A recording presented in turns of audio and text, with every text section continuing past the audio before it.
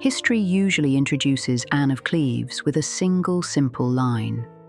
She was merely the wife Henry VIII found immediately distasteful. This foreign bride was deemed ugly, dismissed with unusual generosity, then walked away alive, rich, and grateful. Textbooks often treat her as a brief footnote. She sits as a quick embarrassment between the dramatic stories of Anne Boleyn and Catherine Howard. The surviving documentation suggests a far more complex reality. Behind that neat anecdote sits the wreckage of a failed grand alliance. It involved a sick and rapidly aging king and a minister staking his whole career on the match. An explanation was later constructed to push the entire blame onto a woman. The persistent legend of the Flanders mare reduced a diplomatic collapse to a simple tale of male disgust. This convenient version protected Henry's image and proved resistant to historical correction. Documentary evidence reveals this story is only a cover-up. Court records indicate the official history was fundamentally edited. The focus on her appearance distracts from a ruthless political machine. The gap between official accounts and archive material must be fully examined.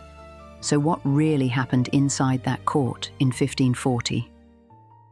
The standard myth centers on Hans Holbein's portrait and the king's great disappointment. Henry supposedly fell in love with the image, then felt instantly cheated when he met the real woman. Holbein's painting shows a composed young woman in rich, sober clothing. Her features are regular, her expression is composed and calm. It gives little scope to interpret her as either a great beauty or a monster.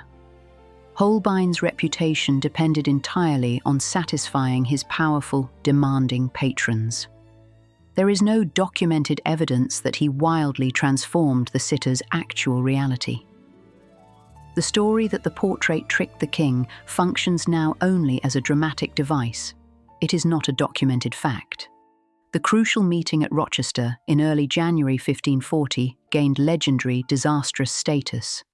Later accounts claim Henry rode ahead in disguise to surprise his bride. This attempt followed the fashion of the chivalric romances he deeply admired. The standard scene is usually described as an instant, irreparable catastrophe. The king expects love at first sight, but the lady fails to respond correctly or passionately. He feels instant, profound theatrical revulsion. Yet contemporary diplomatic reports do not dwell on any theatrical humiliation. They mention the meeting without the vivid disgust later writers supplied. The detailed romance of disguise and disappointment becomes clearer only in narratives written decades later. Anne, who grew up in the more austere court of Cleves, knew little of such elaborate theatrics. She simply failed to respond according to his detailed expectations. The king's great disappointment may have been directed as much inward as outward. The written accounts focus only on Henry's reaction, not on any grotesque detail in Anne herself. The insult most often associated with Anne comes from later, less reliable retellings. Henry supposedly called her the Flanders mare, a phrase repeated often in popular histories. No surviving document from the 1540s records those exact damning words. State papers and court letters remain completely silent about this specific expression. It appears in much later sources, then passes unquestioned into general historical knowledge. For Anne, the line became a permanent, damaging label and definition. For Henry, it conveniently provided proof of his taste and his powerful virility. It maintained his public image even while his own body deteriorated into pain. The basic sequence is familiar. Anne arrived in England, then married Henry on 6th January 1540. By July, the marriage had been annulled based on non-consummation and a prior contract. Anne accepted the decision and received a very generous settlement of land and wealth. The narrative moves quickly toward Cromwell's execution and Catherine Howard's arrival. The initial impression is of a swift, relatively clean and tidy process. The timeline tells a slower, more dangerous story when examined closely. Anne remained queen in name for 6 surprisingly long months. During that time, she presided over a household and appeared in public ceremonies. Descriptions depict a reserved, modest woman rather than a shattered, humiliated figure. The idea that Henry instantly resolved to discard her does not match this half-year of uneasy normality. January 1540 marks the moment that 2 great pressures collided. The king's declining health during these crucial months adds another layer of complexity. By 1540, Henry no longer resembled the athletic figure of his earlier portraits. He suffered from chronic leg ulcers that needed constant, painful dressing. These persistent, festering wounds produced a foul-smelling discharge. His weight had increased significantly, making movement increasingly difficult and taxing. Contemporary accounts describe frequent pain, severe irritability, and a constant tendency to withdraw. In such a decaying body, sexual performance could not safely be taken for granted. Henry's official claim before the annulment court rested entirely on non-consummation. He insisted that he had tried repeatedly to approach his bride, but felt no urgent desire. The story was that her body physically repelled him so much that the marriage bed remained untouched. The legal records cautiously echoed this specific, careful language.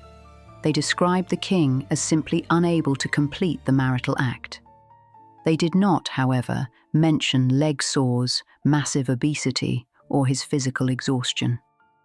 Acknowledging his physical impotence, unconnected to his wife's appearance, would have undermined the king's public authority. Suggesting he could not respond to this particular woman kept his public masculinity successfully intact. The failure to consummate the marriage points clearly toward Henry's severe medical condition. The chronic pain and infection experienced by the king rarely appeared in the polished court chronicles.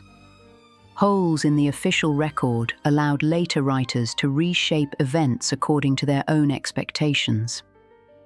Records do reveal a world where royal bodies were tragically fragile.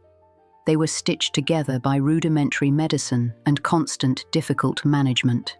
A technical legal point also supported the rapid annulment. Anne had been contracted to marry another German noble before the long negotiations with England. This specific arrangement never reached the altar, but the contract still existed formally on paper. Canon law placed enormous weight on such formal legal promises. Henry's lawyers argued that his union was consequently invalid from the very beginning. They claimed Anne came to him already legally bound by a previous promise. This precise argument allowed the court to declare the marriage void with minimal internal opposition. Crucially, it did so without openly accusing the king of either political or sexual failure. Once again, the woman's previous legal status became the convenient loophole. Through this loophole, others escaped significant diplomatic and political embarrassment. By the spring of 1540, the political ground began to shift dangerously. Cromwell's many enemies seized instantly on the king's intense personal dissatisfaction. They had watched his immense influence grow for many long years. The Cleves marriage offered a rare and critical opportunity for his destruction. If the political alliance looked foolish or unnecessary, blame would fall squarely on Cromwell's shoulders. By spring 1540, diplomatic tides had already shifted against his design. The expected Catholic crusade against England never materialized. Relations between France and the Holy Roman Empire greatly and unexpectedly improved. The great Protestant bloc that Cromwell hoped to anchor through this marriage no longer appeared strategically essential. In June 1540, the carefully set political trap finally closed around the minister. Cromwell was arrested during a council meeting and charged with both heresy and treason. The official accusations did not list the Cleves marriage as a literal crime on the charge sheet. The catastrophic failure of that union formed much of the background, however. A king intensely dissatisfied with his queen, became a king easily dissatisfied with the minister who had chosen her. The same month brought increasingly urgent, anxious discussions about ending the fragile marriage. Parliament and the church courts declared the union void in early July. Cromwell's execution followed brutally and swiftly just within weeks. Henry married Catherine Howard almost immediately afterward. Seen in this light, the story of an ugly bride assumes a profound new political function. It ruthlessly masked a complete, decisive, factional victory. Conservative nobles associated with Catherine Howard used Henry's disappointment to successfully destroy Cromwell. They wanted to slow the religious reform that Cromwell had aggressively driven forward. Focus on Anne's alleged appearance distracted completely from this massive, ongoing power struggle. It remains far easier to remember a joke about a mare than to reconstruct years of detailed rivalry. Anne's conduct during the annulment appears careful and remarkably deliberate and controlled. She acknowledged the prior contract and agreed that no consummation had taken place. In return, she received a settlement uniquely generous for a suddenly discarded queen. Hever Castle, the former Boleyn family home, passed directly and legally into her hands. She also gained other key properties and a substantial, lifelong annual income. Her new title placed her above most other noblewomen at court. These terms strongly suggest a successful political negotiation rather than complete female bewilderment. The massive financial settlement also served Henry's profound political interests. A former queen treated harshly could become a dangerous symbol for rebellion or a useful pawn for foreign powers. By granting Anne comfort and high status, the crown actively discouraged her brother from aligning aggressively against England. The financial settlement was therefore an integral and expensive part of the political cover-up. The image of kindness and royal mercy protected Henry's fragile, public reputation. The contrast with Henry's other wives is stark and instructive. Catherine of Aragon endured a long, public, painful struggle to preserve her marriage. She was moved from residence to residence and cruelly separated from her only child. Anne Boleyn's fall was lethal and swift, based on charges modern historians widely regard as manufactured. Catherine Howard, young and praised universally for her charming appeal, would face brutal execution for adultery only a few years later. Against this series of shocking, documented tragedies, Anne's quiet, negotiated survival appears almost miraculous. The price of that remarkable survival was a new reputation formed completely by her enemies. Later writers depicted her as dull, unattractive, and even strangely grateful for her public dismissal. Her individuality nearly vanished behind those damaging, permanent adjectives. The contrast between the living woman who navigated a dangerous court and the historical caricature illustrates how power preserves only selected, convenient details. The king's deep anxiety about his failing potency turned into a persistent national joke about a mare from Flanders.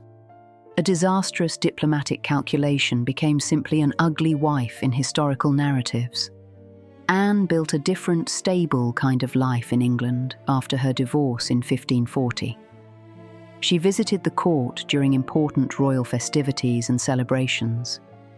She exchanged gifts frequently and openly with Henry's children. Her degree of visibility remained notable and high, though without any real political influence. During the political crisis surrounding Catherine Howard's scandalous downfall, rumours circulated that Henry might actively recall Anne as queen. This suggests her standing had not entirely collapsed under pressure.